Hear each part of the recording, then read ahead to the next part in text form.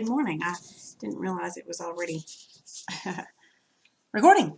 Okay, so we're going to start a story today. Now, this story is going to take us all week. Okay, it's a three-part story.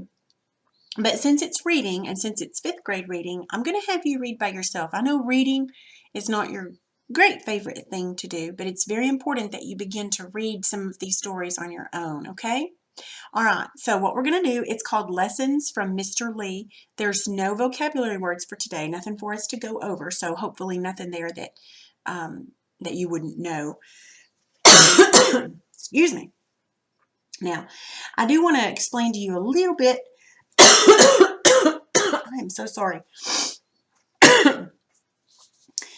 This is about a boy who plays or who learns Taekwondo. I'm so sorry. And the little boy is bullied, and he learns Taekwondo, but he learns a lot of other lessons. In other words, that's the reason why it's called Lessons from Mr. Lee. Now, I'm going to have to pause this. I'm so sorry. Okay, so I'm going to have you start reading the story. You're going to pause it, okay? Because I'm going to help you. We only have one work text page each day. Most of them you're going to do by yourself. A couple of them I'm going to help you with, okay?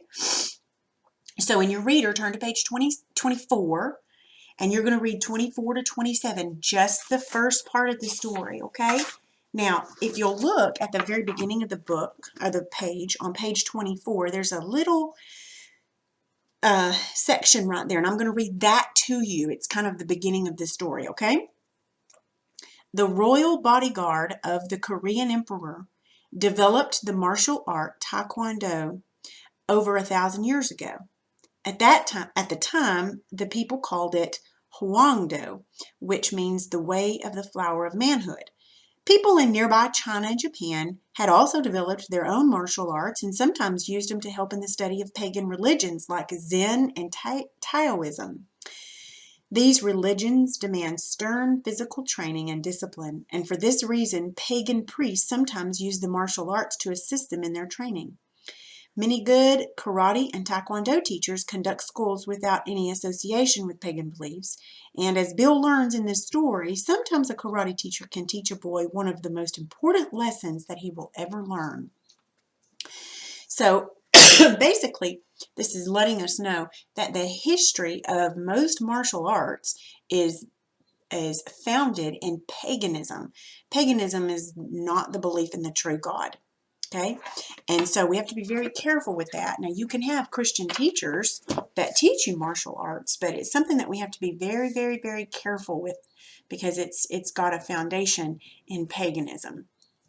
Okay, so the beginning of the story is called, it's right there on page 25.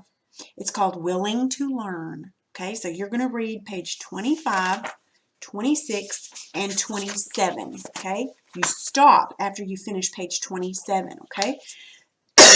And when you're finished, turn this back on, and we're going to go over the work text page for today.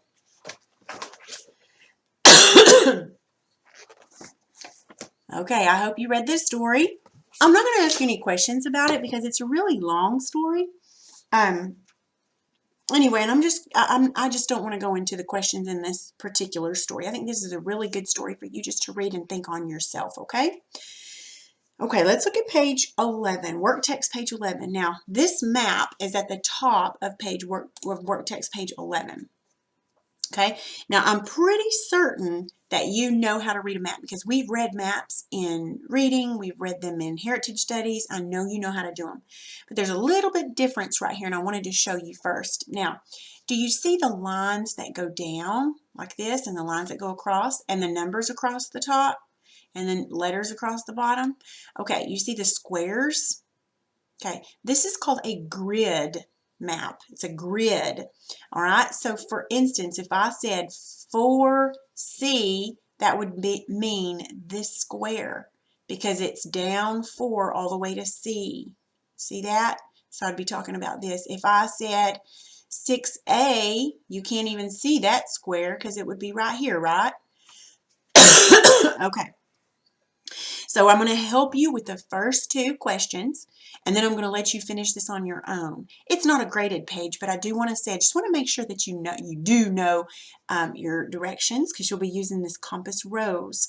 Okay, remember when you're looking at a map, up is north, right is east, down is south, and left is west. Okay? All right, let's look at number 1. What is located in section 3A? Well, let's find 3A. What is located here? Bill's house. So on number 1, you need to write in Bill's house.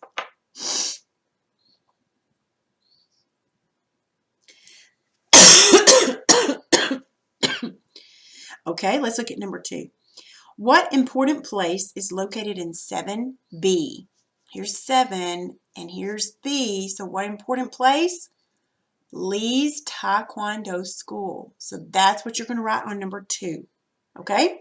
Now, I'd like for you to finish the rest of the questions, only 6 more. Okay? Use the map on that page, but now you know how to read a grid map. So now you're going to also be practicing with your directions. Remember, it's not a graded page, but I would like to see it just to make sure that you know how to read it correctly, okay? All right. Now, if you would like to, you do not have to. It's not part of your assignment. If you'd like to go ahead and read the second part of the story, you can do that if you want and be ahead for tomorrow. But you don't have to, okay? All right. That's all for today.